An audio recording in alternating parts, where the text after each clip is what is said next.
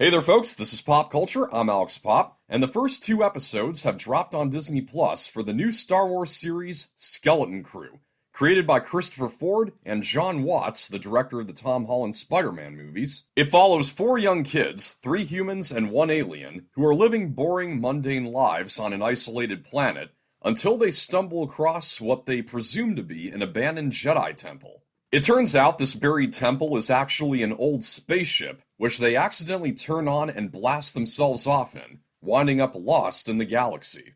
Now, before I begin talking about Skeleton Crew, I want to give a heads up that I will be talking spoilers in this review and all the reviews following with the release of each episode.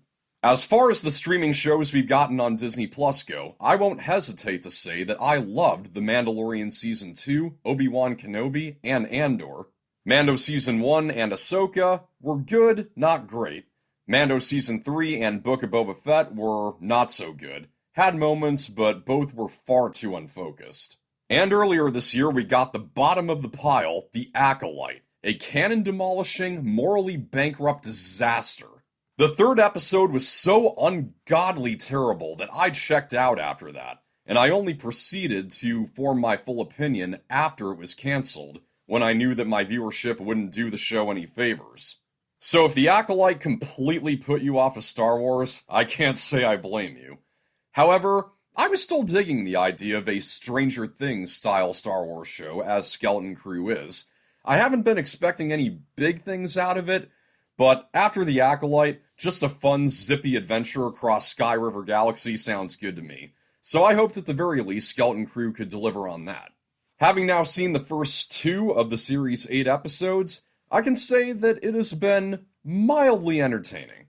It's a Star Wars product that is tailor-made for 80s or 90s kids, such as yours truly. The pitch it's been going for is Goonies in space, or just Amblin-esque in general. And it does hit that vibe to a fault. It's not just cliched plot elements like longing for adventure, workaholic parents, or skipping some big test to go exploring instead. It's the look of the kids' home planet, particularly their residences, which are quite literally suburban neighborhoods, just given a few technological advancements here and there. I call it Suburbia. I know the real name of the planet is At-Aden, but that doesn't roll off the tongue, so I choose to call it Suburbia. One thing that Star Wars should absolutely never be is unimaginative, when objects and environments are too Earth-like, such as that 60s diner in Attack of the Clones, or those Care Bear-colored motorcycles in Book of Boba Fett. This franchise has proven itself to be far more creative than that. Now, in fairness, there is a hint of an in-universe explanation for it. In Episode 2, we learn that Suburbia is uncharted, known as the Lost Planet of Eternal Treasure. No one believes the kids when they claim to be from there, and even the robot on the old spaceship doesn't recognize At-Aden, and lists off a bunch of other A planets like Aldhani. Little Andor acknowledgement for you. Suburbia is apparently rich in standard galactic credits, which have become a rare piece of currency, about as valuable as Honus Wagner baseball cards. So I take it that with such riches, the planet has been made into a utopian paradise with all the ingenuity of Earth, and then some. That may be the case, but still, certain objects on Suburbia are so obviously just there to appeal to the nostalgia of folks my age, like those clear containers we used to put cereal in. And on the kids' speeder bikes are metal wire baskets and even tassels on the handles. Tassels in Star Wars! About the only thing that's different is how the head of the school is addressed. Instead of a principal, it's a proctor, as they say. One argument I could make in favor of the planet's look being an artistic decision is that it's meant to appear kind of ordinary to us Earthlings, so as to put us in the kids' shoes, make us as thirsty as they are to get off this boring planet and out into the Star Wars galaxy. If that is the intention, then it most certainly does that. The show succeeds most in making you like the characters' dynamic, mainly because it does something that there isn't enough of these days, whether on-screen or off-screen: letting kids be kids.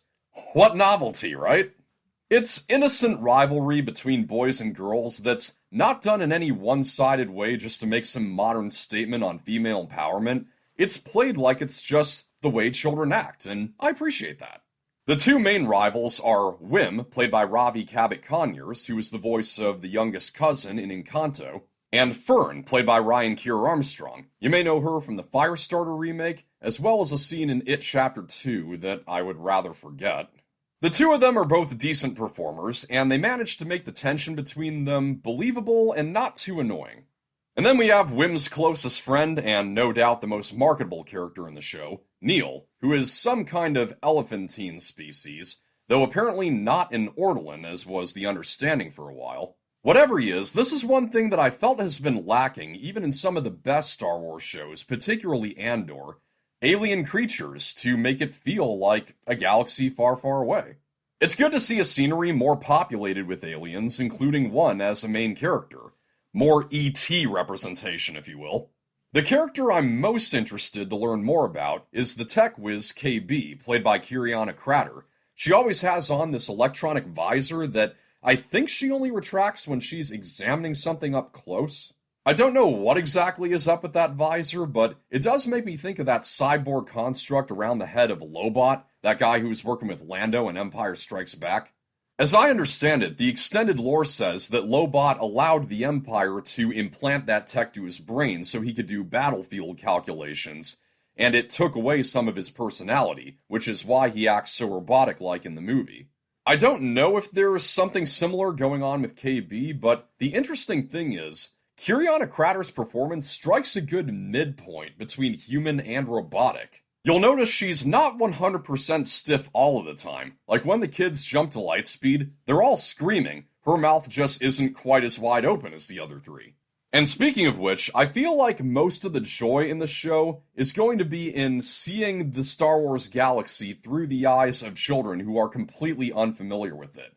It's only a few seconds, but come on. Screaming at the top of your lungs while riding the lightspeed jump like a roller coaster? What Star Wars fan doesn't laugh with pure jubilation at that? The coolest and most creative part of the show as of yet is the very first scene, in which pirates attack what appears to be a rebel blockade runner. They latch their ship onto it with these giant harpoons with tunnels running through them, giving the pirates a convenient path onto the ship. And after this big shootout, they break open this large vault to find nothing more than a solitary galactic credit inside.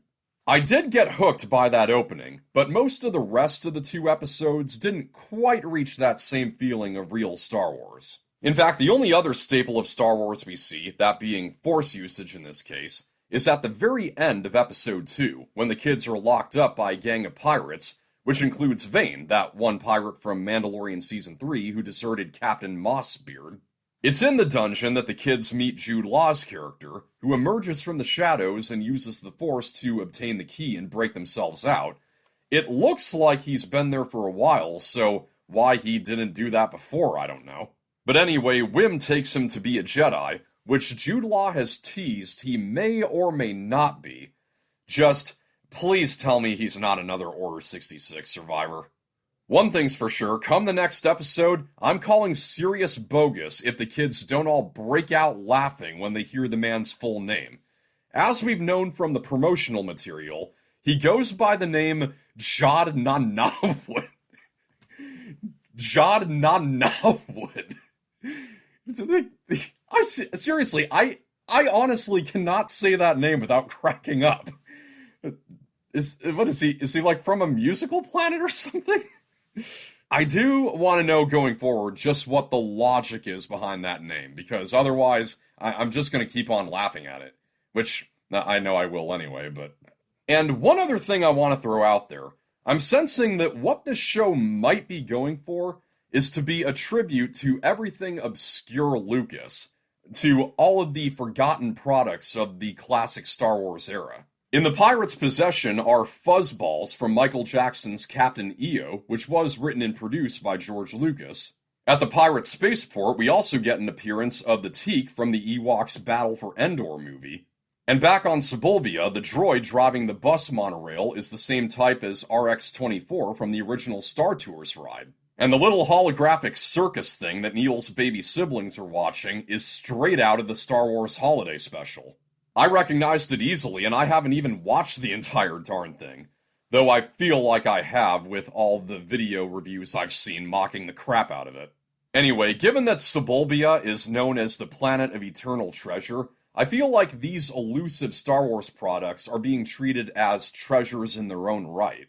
Maybe it's all incidental, but I'm just getting the feeling that there's an intent behind such choices of Easter eggs. So to sum up my feelings about the show so far, I'd say, much like the Goonies, it's good enough. It has enjoyable character dynamics and momentary bursts of fun. It's just a lot of the story ingredients are very basic.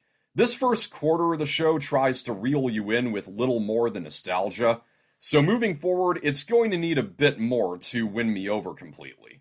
Side note, in the second episode, when the shot transitions to Neil calling out for Wim, I at first mistook it for the Rebel siren that was prominent in the Rogue One teaser.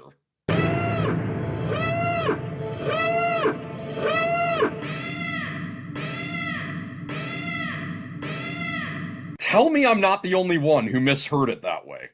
That's a wrap. Thank you for watching. I hope you enjoyed this review, and be sure to let me know what you thought of the first 2 episodes of Skeleton Crew in the comments below. Like and share, subscribe for more of this lapty neck. This is Pop Culture. I'm Alex Pop.